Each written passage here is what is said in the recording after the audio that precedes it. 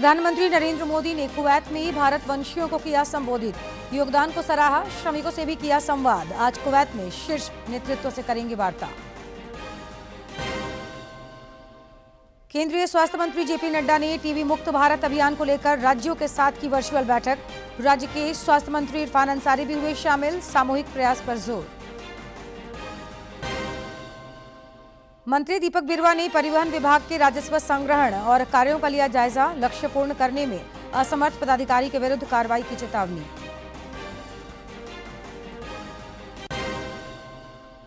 राज्य के प्रभारी डीजीपी ने जताया भरोसा, अगले 3 महीने के भीतर राज्य से नक्सलवाद होगा समाप्त।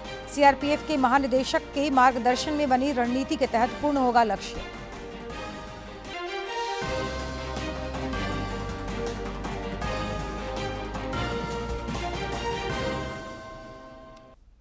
नमस्कार, खबरें झारखंड में आपका स्वागत है। मैं हूं जयलक्ष्मी और अब समाचार विस्तार से।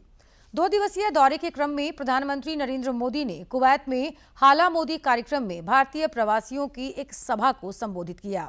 इस दौरान प्रधानमंत्री ने दोनों देशों के संबंधों को बढ़ावा देने में भारत वंशियों के योगदान और भूमिका की प्रशंसा की। 2 दिवसीय यात्रा के अंतिम दिन श्री मोदी आज कुवैत के शीर्ष नेतृत्व से वार्ता करेंगे।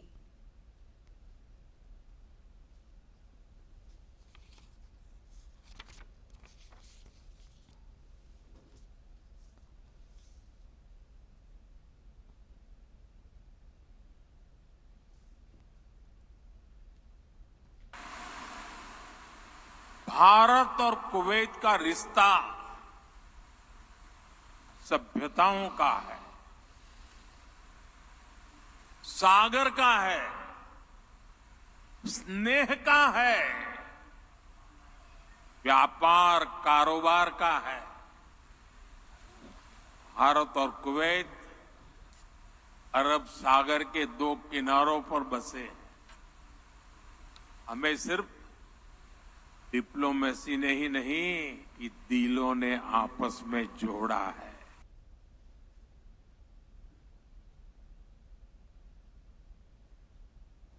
प्रधानमंत्री नरेंद्र मोदी ने कल कुवैत में प्रवासी श्रमिकों से भी संवाद किया और उनके योगदान को सराहा।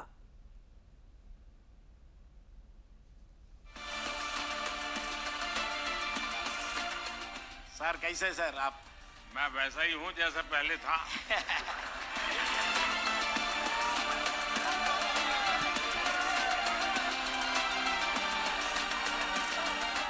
सर हम लोग कभी कभी थकते हैं तो मेडिकल लीव ले लेते हैं। सर आप कभी ऐसा मेडिकल लीव लेते हैं? आप मेहनत अपने परिवार के लिए करते हैं कि नहीं करते? जी सर। मैं भी परिवार के लिए काम करता हूं। मेरे परिवार में 140 करोड़ लोग हैं। अब इतना प्रधानमंत्री है, हमको सामने बैठ के बात कर रहा है, इसके भी क्या चाहिए सर हमको? 40 साल के बाद कोई प्रधानमंत्री आया और आकर के क्या कर रहा है? सबसे पहले अपने श्रमिक भाई बहनों को मिलने जा रहा है।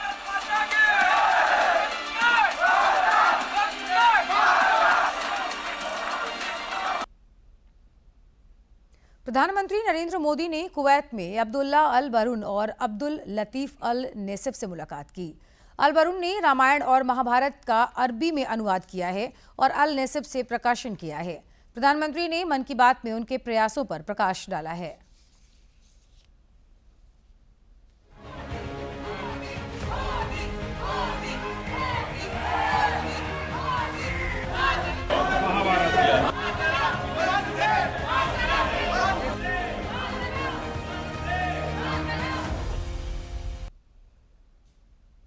जीएसटी परिषद की कल राजस्थान के जैसलमेर में आयोजित 55वीं बैठक में कई महत्वपूर्ण निर्णय लिए गए। बैठक के बाद संवाददाता सम्मेलन को संबोधित करते हुए केंद्रीय वित्त मंत्री निर्मला सीतारमण ने बताया कि फोर्टिफाइड चावल कैरल्स पर दर घटाकर 5% कर दी गई है। व्यापारी निर्यातकों को आपूर्ति पर क्षतिपूर्ति उपकर की दर को घटाकर 0.1 कर दिया गया है। इसके अलावा कई अन्य एजेंडे पर भी सहमति बनी है।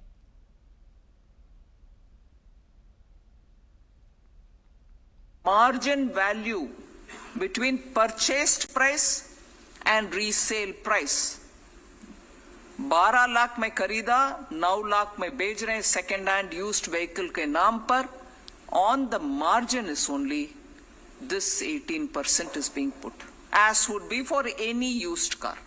That black pepper, whether fresh green black pepper or dried black pepper, and raisins, that is kishmish, when supplied by an agriculturist, is not liable to GST. A reduction in the rate of fortified rice kernels, which are classifiable under 1904, to 5%. As you know, fortified rice kernels are supplied with an intent of they getting passed on to the PDS. So the poor benefit from it, and it was a conscious decision. देश को तपेदिक मुक्त बनाने के लिए केंद्र सरकार सतत प्रयत्नशील है। इस सिलसिले में केंद्रीय स्वास्थ्य और परिवार कल्याण मंत्री जेपी नड्डा ने सरकार के 100 दिवसीय सघन तपेदिक उन्मूलन अभियान को लेकर सभी राज्यों और केंद्र शासित प्रदेशों के मुख्यमंत्रियों और स्वास्थ्य मंत्रियों के साथ वर्चुअल बैठक की। इस बैठक में झारखंड के स्वास्थ्य मंत्री इरफान अंसारी भी शामिल हुए। गौरतलब है कि 100 दिवसीय टीबी मुक्त भारत अभियान देश के 347 जिलों में चलाई जा रही है, जिनमें झारखंड के 4 जिले हजारीबाग, रामगढ़, गुमला एवं सिमडेगा भी शामिल हैं। इस वर्चुअल बैठक को संबोधित करते हुए केंद्रीय स्वास्थ्य मंत्री जेपी नड्डा ने कहा कि टीबी का उन्मूलन जन भागीदारी बढ़ाकर ही किया जा सकता है। श्री नड्डा ने निश्चय मित्र बनकर टीबी मरीजों को पोषण सहायता उपलब्ध कराने के लिए सभी विभागों को, कॉरपोरेट और गैर सरकारी संस्थाओं को अभियान से जुड़ने का आग्रह किया। बैठक में राज्य के स्वास्थ्य मंत्री डॉक्टर इरफान अंसारी ने कहा कि राज्य में 100 दिवसीय टीबी मुक्त भारत अभियान बेहतर ढंग से चलाया जा रहा है। इधर मुख्यमंत्री हेमंत सोरेन और उनकी पत्नी विधायक कल्पना सोरेन ने तिरुपति बालाजी और श्री पद्मावती अम्मावरी मंदिर में पूजा कर राज्यवासियों की समृद्धि और स्वस्थ जीवन की कामना की।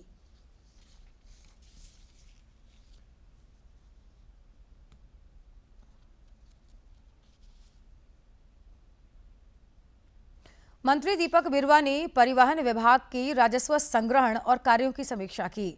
श्री बिरुवा ने कहा कि राजस्व संग्रहण के लिए वार्षिक लक्ष्य को 4 महीने में पूर्ण किया जाना अनिवार्य है। पदाधिकारीगण अपनी जिम्मेवारी को समझे, लक्ष्य पूर्ण करने में असमर्थ पदाधिकारी के विरुद्ध समुचित कार्रवाई की जाएगी।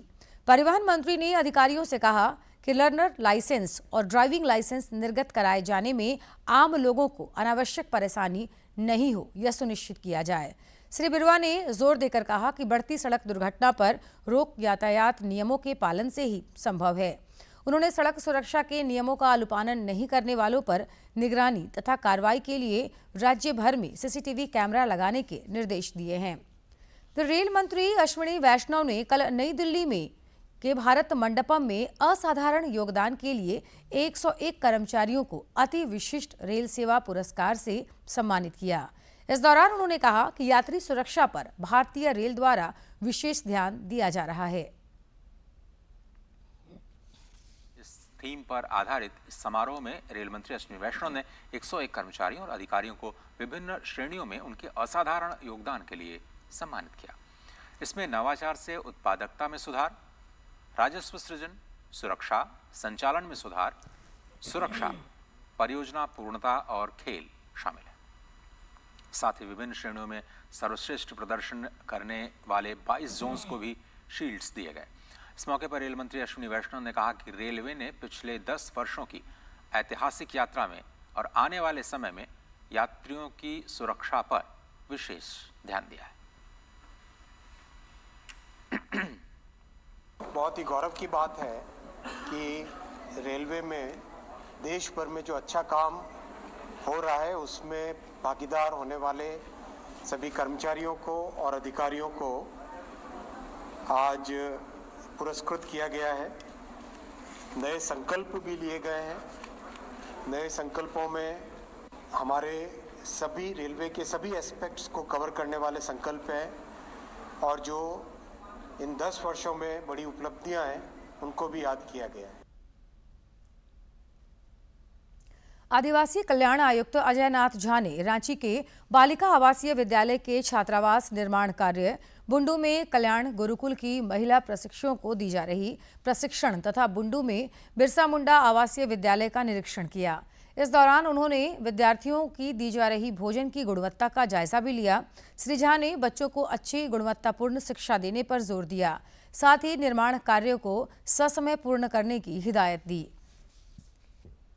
राज्य के प्रभारी डीजीपी अनुराग गुप्ता ने भरोसा जताया कि अगले 3 महीने के भीतर राज्य से नक्सलवाद को समाप्त कर दिया जाएगा। चाईबासा में कल नक्सल विरोधी अभियान की राज्य सीआरपीएफ के पुलिस महानिदेशक के मार्गदर्शन में बनी रणनीति के तहत इस लक्ष्य को पूरा किया जाएगा। हम लोग सीआरपीएफ के डीजीपी साहब, हमारा ये सौभाग्य है कि वो झारखंड में आए और चाईबासा में आए और उनके मार्गदर्शन में झारखंड पुलिस और सीआरपीएफ मिलजुल करके इंटेलिजेंस एजेंसीज के साथ एक निर्णय कर लिया कि अगले 3 महीना में हम लोग इसका समाप्ति का पूरा जोर लगा देंगे। लेकिन पूरे राज्य का हम लोगों ने आज एक विश्लेषण किया, जिसमें सिर्फ चाईबासा ही नहीं, उसे आज की मीटिंग में बोकारो के एसपी, गिरिडीह के एसपी, आपके सरायकेला के एसपी, खूंटी के एसपी, वहाँ के आईजी, वहाँ के डीआईजी, हमारे स्पेशल ब्रांच के ऑफिसर्स, हमारे आईबी के ऑफिसर्स, हमारे सीआरपी के अधिकारी, सभी लोग सम्मिलित थे और पूरे राज्य के सभी बिंदुओं पर चर्चा हुई है और एक रणनीति बनाई जाएगी हम लोगों के द्वारा कि अगले 3 महीने का टारगेट हम लोग को सीआरपी डीजी ने दिया है और हम लोग का प्रयास रहेगा इन 3 महीने में हम लोग चाईबासा को नक्सल मुक्त करें। मुख्य सचिव अलका तिवारी के निर्देश के आलोक में पोस्ता की खेती के खिलाफ हजारीबाग में पुलिस प्रशासन एक्शन मोड में है।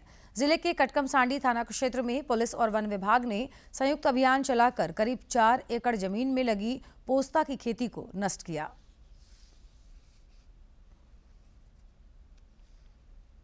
पुलिस उप महानिरीक्षक अनूप बिरथरे ने रांची व्यवहार न्यायालय की सुरक्षा का जायजा लिया। उन्होंने प्रतिनियुक्त पुलिस पदाधिकारी और कर्मियों तथा टीओपी प्रभारी को प्रवेश द्वार पर सुरक्षा सुदृढ़ करने के निर्देश दिए। प्रखंड परिसर लोहरदगा न्यू नगर भवन में समावेशी शिक्षा अंतर्गत जिले की आंगनबाड़ी सेविकाओं और सहायिकाओं के लिए उन्मुखीकरण कार्यशाला का आयोजन किया गया। कार्यशाला में समावेशी शिक्षा को सफल बनाने के विभिन्न पहलुओं पर सार्थक चर्चा हुई। इस मौके पर डीईओ सह डीपीओ नीलम आइलिन टोप्पो ने सेविकाओं और सहायिका को दिव्यांग बच्चों के प्रति अधिक सतर्कता और संवेदनशीलता अपनाने का सुझाव दिया। कार्यक्रम में समावेशी शिक्षा के प्रभारी एमलिन सूरीन के द्वारा सभी महत्वपूर्ण बिंदुओं पर विस्तृत जानकारी दी गई। और अब कुछ खबर राज्य के विभिन्न जिलों से।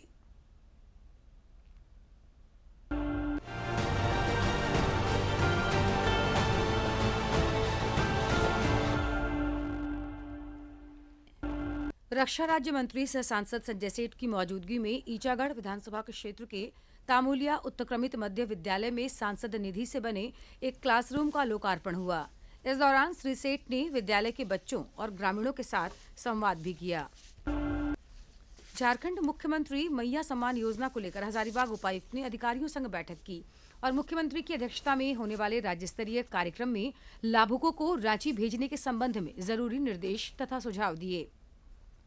गौरतलब है कि मुख्यमंत्री की अध्यक्षता में 28 दिसंबर को रांची के नामकुम में राज्य स्तरीय कार्यक्रम प्रस्तावित है, जिसमें हजारीबाग के भी 10,000 लाभुक शामिल होंगे। धनबाद समाहरणालय कार्यालय कक्ष में जिले की उपायुक्त ने बिरहोर समुदाय के नंदलाल बिरहोर को अनुकंपा के आधार पर नियुक्ति पत्र प्रदान किया तथा उनके बेहतर एवं उज्जवल भविष्य की कामना की। पूर्वी सिंहभूम के उपायुक्त ने सभी प्रखंडों के नोडल पदाधिकारी के साथ बैठक कर पंचायतों के निरीक्षण का फीडबैक लिया। इस दौरान उन्होंने विकास कार्यों को गति देने और बेहतर सेवाओं पर जोर दिया। पूर्वी सिंहभूम के उपायुक्त ने बोडाम प्रखंड के लाइलम पंचायत में स्वास्थ्य उपकेंद्र, पंचायत भवन, आंगनबाड़ी केंद्र, मनरेगा योजना, पीडीएस और स्कूल का निरीक्षण कर योजनाओं की प्रगति का जायजा लिया। मौके पर मौजूद अधिकारियों को उन्होंने योजनाओं के बेहतर क्रियान्वयन के लिए जरूरी निर्देश और सुझाव दिए। झालसा साहिबगंज के नेतृत्व में बाल विवाह, बाल मजदूरी, नशा उन्मूलन और बेटी बचाओ बेटी पढ़ाओ के संदेशों के साथ प्रभात फेरी निकाली गई। इस दौरान लोगों को विधिक अधिकारियों की भी जानकारी दी गई। दुमका उपायुक्त ने बैठक आयोजित कर कोल परिवहन सहित अन्य पहलुओं पर चर्चा करते हुए संबंधित अधिकारियों को आवश्यक कार्रवाई के लिए निर्देशित किया। गढ़वा उपायुक्त ने अवैध खनन, परिवहन एवं भंडारण की रोकथाम के लिए गठित जिला स्तरीय टास्क फोर्स की बैठक में हिस्सा लिया। उन्होंने विभिन्न जन कल्याणकारी योजनाओं एवं राजस्व संग्रहण समेत अन्य विषयों की भी समीक्षा की। गुमला की कामडारा प्रखंड में रक्तदान शिविर का आयोजन हुआ, जिस दौरान 33 यूनिट रक्त का संग्रह हुआ। जिले के उपायुक्त ने इस बात की जानकारी साझा करते हुए बताया कि इस अभियान का अगला शिविर सोमवार को विशुनपुर प्रखंड में आयोजित होगा। उन्होंने सबों से रक्तदान के इस महादान अभियान से जुड़ने की भी अपील की। धनबाद के किन्नर समाज को मुख्यधारा से जोड़ते हुए जिले के उपायुक्त ने महिला बाल विकास विभाग की योजना के तहत 7 किन्नर को पहचान पत्र सौंपा। पहचान पत्र प्राप्त करने वाले सभी ट्रांसजेंडर मुख्यमंत्री राज्य ट्रांसजेंडर तृतीय लिंग पेंशन योजना के लाभ के साथ साथ अन्य सुविधाओं का भी लाभ प्राप्त कर पाएंगे। बोकारो के पेटरवार प्रखंड में सुशासन सप्ताह के तहत कार्यक्रम का आयोजन हुआ। इस दौरान आम लोगों को केंद्र तथा राज्य सरकार द्वारा संचालित विभिन्न कल्याणकारी योजनाओं की जानकारी दी गई। साथ ही कई मामलों का ऑन स्पॉट समाधान भी हुआ। जामताड़ा के फतेहपुर प्रखंड अंतर्गत दुर्गापुर गांव में किसान गोष्ठी का आयोजन हुआ। इस दौरान जिला कृषि पदाधिकारी ने एक दिव्यांग किसान को बीज का वितरण किया।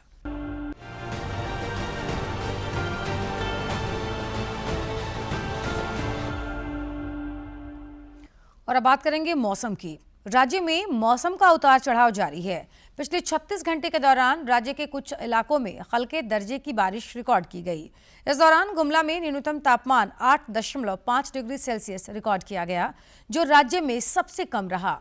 मौसम विज्ञान केंद्र रांची के वैज्ञानिक अभिषेक आनंद ने बताया कि आगामी 27 दिसंबर तक सुबह के समय कुहासे के हालात रह सकते हैं। आज और कल आकाश मुख्यतः साफ रहेगा। 24 और 25 दिसंबर को आंशिक रूप से बादल छाए रह सकते हैं। अगले 4 दिनों के दौरान न्यूनतम तापमान में किसी बड़े बदलाव की उम्मीद कम है।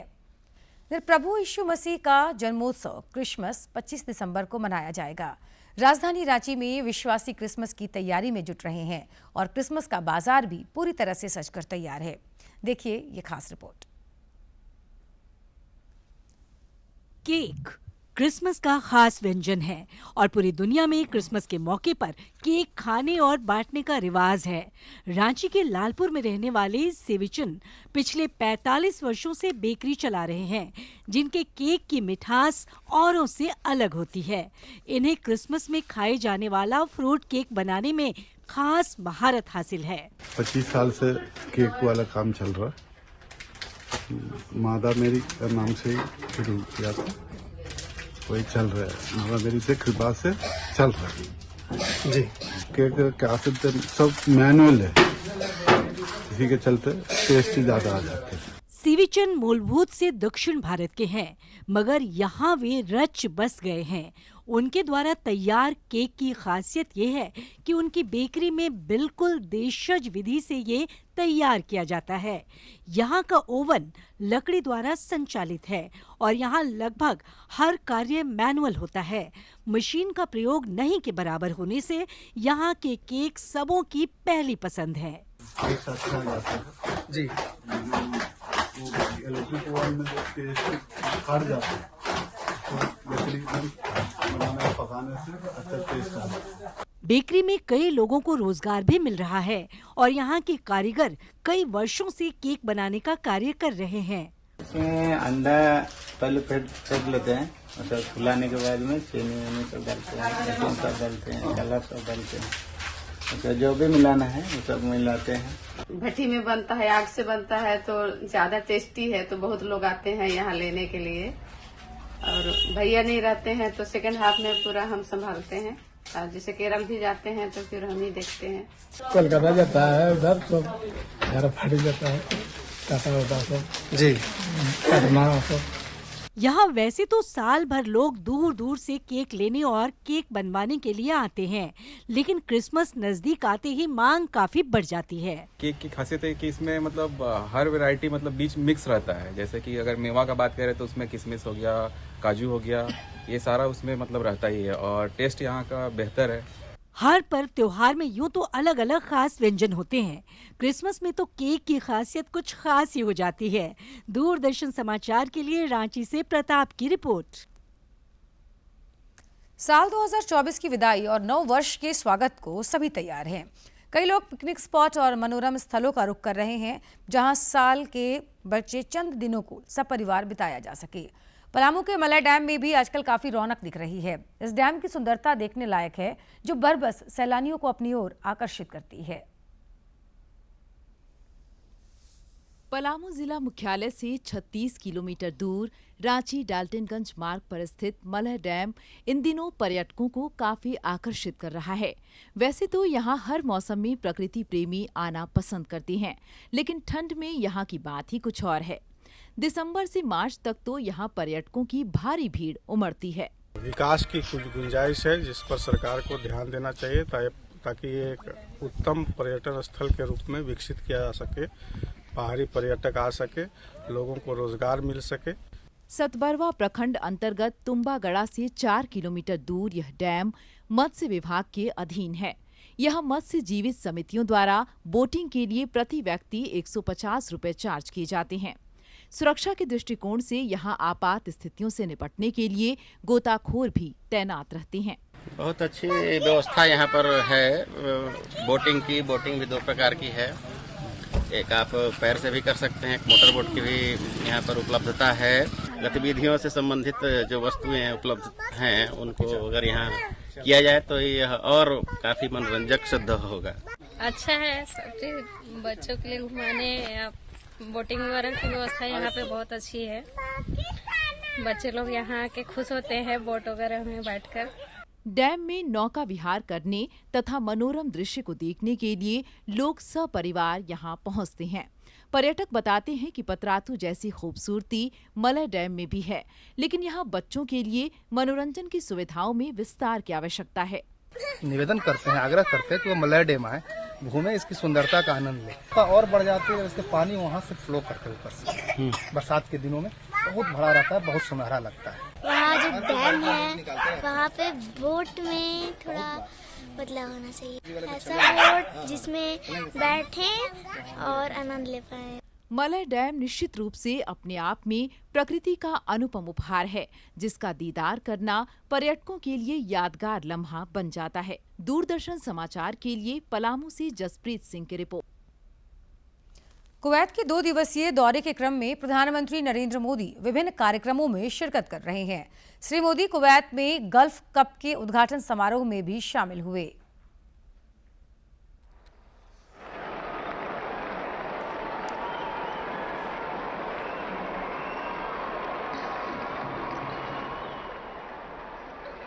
يتفضل الآن حضرة صاحب السمو أمير البلاد الشيخ مشعل الأحمد الجابر الصباح حفظه الله ورعاه بتحية الجماهير الحاضرة في استاد جابر الأحمد.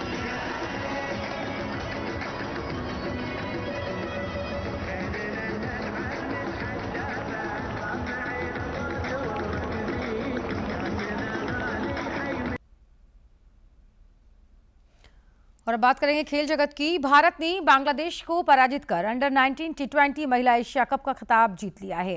इधर भारत और वेस्टइंडीज की महिला क्रिकेट टीम के बीच 3 मैचों की ICC चैंपियनशिप श्रृंखला आज से शुरू हो रही है। आज दोनों टीमों के बीच पहला मैच बड़ोदरा में दोपहर 1:30 बजे खेला जाएगा। टीम्स के बीच 3 एकदिवसीय क्रिकेट मैचों की सीरीज का पहला मैच आज वडोदरा में खेला जाएगा। यह मैच दिन के 1:30 बजे शुरू होगा। T20 सीरीज में शानदार प्रदर्शन के बाद स्मृति मंधाना से इस सीरीज में भी अच्छे खेल की उम्मीद है। मंधाना ने T20 सीरीज में लगातार 3 बार 50 से अधिक रन बनाए, जो कि किसी भी द्विपक्षीय सीरीज में भारतीय महिला क्रिकेट का एक रिकॉर्ड है। भारत और वेस्टइंडीज महिला टीम के बीच सीरीज का पहला वनडे मैच 22 दिसंबर, दूसरा 24 और तीसरा मैच 27 दिसंबर को खेला जाएगा। इससे पहले भारतीय महिला टीम ने वेस्टइंडीज के खिलाफ 2-1 से T20 सीरीज जीती। केंद्र सरकार की पहल पर आज कई स्थानों पर fit India Sunday on cycle अभियान के तहत लोगों ने साइकिलिंग की। केंद्रीय खेल मंत्री डॉक्टर मनसुख मांडविया भी इसमें शामिल हुए और फिटनेस तथा पर्यावरण संरक्षण का संदेश दिया। इस पहल का उद्देश्य लोगों को साइकिलिंग के जरिए फिटनेस के प्रति प्रेरित करना और हरे भरे पर्यावरण के निर्माण में योगदान देना है। डॉक्टर मनसुख मंडाविया ने सभी से साइकिलिंग को अपनाने की अपील की। मोदी जी की फिट इंडिया की मुहिम के साथ देश जुड़ चुका है और संडे ऑन साइकिल के माध्यम से हजारों की संख्या में लोग स्वयं को फिट रखने के लिए साइकिलिंग के साथ जुड़ रहे हैं। आज संडे फिट इंडिया प्लेटफॉर्म पर 1100 से अधिक स्थानों पर साइकिलिंग हो रहा है। सब लोगों ने रजिस्ट्रेशन करा है। साइकिलिंग से फिट इंडिया प्रमोट होता है। Cycling is a best exercise. Cycling is a solution of pollution. चलिए हम सब लोग साइकिलिंग करिए। प्रधानमंत्री नरेंद्र मोदी आगामी 29 दिसंबर को आकाशवाणी पर मासिक मन की बात कार्यक्रम में देश विदेश के लोगों के साथ अपने विचार साझा करेंगे। आम लोग इस कार्यक्रम को लेकर विचार और सुझाव टोल फ्री नंबर 1800-117800 पर दे सकते हैं। नरेंद्र मोदी ऐप या माईगॉव ओपन फोरम पर भी विचार साझा किया जा सकता है। प्रधानमंत्री नरेंद्र मोदी के विद्यार्थियों के साथ संवाद कार्यक्रम परीक्षा पे चर्चा की 8वीं कड़ी अगले महीने आयोजित होगी। कार्यक्रम के लिए माईगॉव पोर्टल पर पंजीकरण शुरू हो चुका है और यह 14 जनवरी तक चलेगा। इस कार्यक्रम का उद्देश्य परीक्षा का तनाव कम करना तथा विद्यार्थियों, शिक्षकों और अभिभावकों को इस अवसर को उत्सव की तरह मनाने के लिए प्रोत्साहित करना है। केंद्रीय शिक्षा मंत्री धर्मेंद्र प्रधान ने परीक्षार्थियों, अभिभावकों और शिक्षकों को ज्यादा से ज्यादा संख्या में पंजीकरण कराकर इसमें भाग लेने की अपील की है।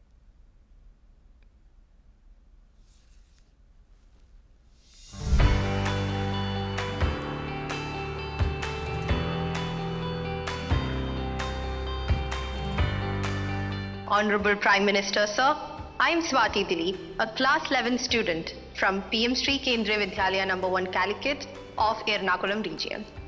Sir, could you please guide us on how, in this competitive world, we can avoid unhealthy and unnecessary competition and also how to not take peer pressure into our heads? अगर जीवन में चुनौतियां न हो, स्पर्धा न हो, तो फिर जीवन बहुत ही प्रेरणाहीन बन जाएगा, चेतनाहीन बन जाएगा। मान लीजिए 100 मार्क्स का पेपर है। अगर आपका दोस्त 90 ले गया तो क्या आपके लिए 10 मार्क बचा है क्या? आपके लिए 10 मार्क बचा है क्या? आपके लिए भी तो 100 है ना? तो आपको उससे स्पर्धा नहीं करनी है, खुद से करनी है। खुद से करनी है कि वो 100 में से 90 लाया, मैं 100 में से कितना लाऊं। उससे द्वेष करने की जरूरत ही नहीं है। एक्चुअली तो वो आपके लिए इंस्पिरेशन बन सकता है। और अगर यही मानसिकता रहेगी तो क्या करेंगे आप? अपने से तेज तर्रार व्यक्ति को दोस्ती नहीं बनाएंगे। आप ऐसे जिसकी कुछ चलती नहीं बाजार में उसी को दोस्त बनाएंगे और खुद बड़े ठेकेदार बन के घूमते रहोगे। सचमुच में तो हमसे प्रतिभावान दोस्त ढूंढने चाहिए। हमने जितने ज्यादा प्रतिभावान दोस्त मिलते उतना हमारा भी तो काम बढ़ता है, हमारा स्पिरिट भी तो बढ़ता है। और इसलिए कभी भी हमने इस प्रकार का ईर्ष्या भाव कतई ही अपने मन में नहीं आने देना चाहिए। अपने तनाव और घबराहट को पीछे छोड़ परीक्षा की परेशानियों से मुक्त होने के लिए तैयार हो जाएं। जी हाँ, परीक्षा पे चर्चा 2025 में प्रधानमंत्री मोदी के साथ संवाद में न केवल छात्र बल्कि अभिभावक और शिक्षक भी शामिल हो सकते हैं। परीक्षा पे चर्चा 2025 का हिस्सा बनने के लिए विजिट करें innovateindia1.mygov.in।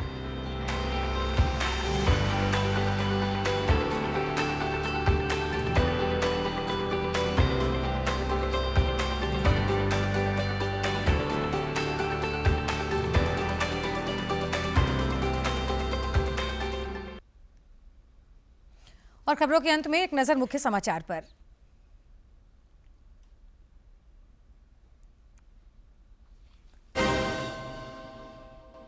प्रधानमंत्री नरेंद्र मोदी ने कुवैत में भारत वंशियों को किया संबोधित, योगदान को सराहा, श्रमिकों से भी किया संवाद। आज कुवैत के शीर्ष नेतृत्व से करेंगे वार्ता। केंद्रीय स्वास्थ्य मंत्री जेपी नड्डा ने टीबी मुक्त भारत अभियान को लेकर राज्यों के साथ की वर्चुअल बैठक। राज्य के स्वास्थ्य मंत्री इरफान अंसारी भी हुए शामिल, सामूहिक प्रयास पर जोर। मंत्री दीपक बिरुवा ने परिवहन विभाग के राजस्व संग्रहण और कार्यों का लिया जायजा, लक्ष्य पूर्ण करने में असमर्थ पदाधिकारी के विरुद्ध कार्रवाई की चेतावनी।